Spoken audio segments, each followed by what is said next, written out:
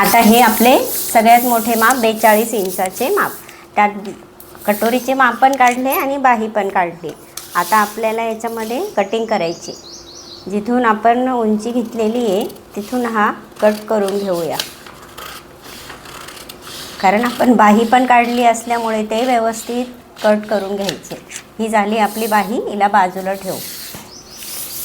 आता हे कटोरीचे माप.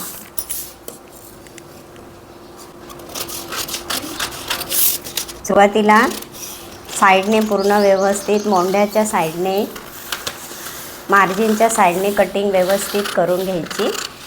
एक्स्ट्राचे काप बाजूला काढून घ्यायचे.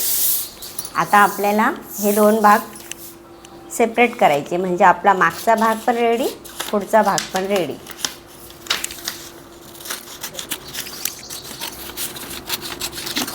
आता झाला मागचा भाग, हा झाला आपला पुढचा भाग. आता ह्यात आपल्याला मागचा भाग साईडला ठेवू आणि पुढच्या भागाचा हा मोंढा कटिंग करून घेऊ. त्यानंतर कटिंग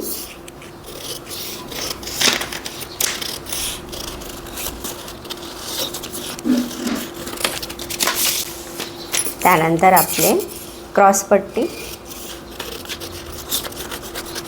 आणि कटोरी.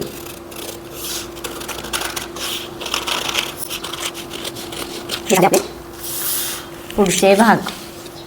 आता हा आपला मागचा भाग. आता इथे आपल्याला मागच्या गळ्याची उंची टाकायची. गळा हा पण मोठा माप असल्यामुळे 2.5 इंचाचे माप टाकलेले आहे, कारण तब्येत असल्यामुळे 2.5 इंच माप हे व्यवस्थित बसेल. गळा लांबी ज्याप्रमाणे त्यांच्या ब्लाऊजचा गळा असेल त्या पद्धतीने आपण घ्यायचा. आता हा आहे 9 इंच.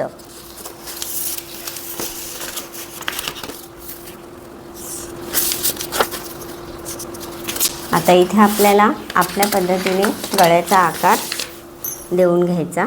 शोल्डर उतरलं नाही पाहिजे म्हणून व्यवस्थित डीप नेक.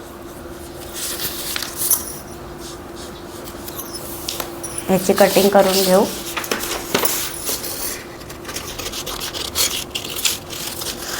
आपला पुढचा भाग झाला रेडी. अजून त्याची आपल्याला कटोरी वाढवणे आहे.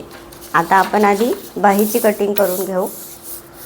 बाही ही सोप्या पद्धतीत कटिंग होते. तर सुरुवातीला आपण इथे दंडघेर टाकलेला आहे 7 + 3 इंच. तर आता आपल्याला अर्धा इंच आतमध्ये घेऊन क्रॉस रेष मारून घ्यायची आणि तिथून आपल्याला कटिंग करायची बाहीची इथून. त्यानंतर हा कट आणि हा आपला माशासारखा आकार. सुरुवातीला वरचा आकार, तर ओपन करून ह्या साईडने आपल्याला दुसरा आकार खोलभाग कट करून घ्यायचा.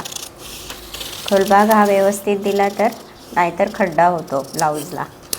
ही आपली बाही तयार झाली. आता आपण पुढच्या याच्यामध्ये कटोरी वाढवणे बघू, म्हणजे तुम्हाला समजेल.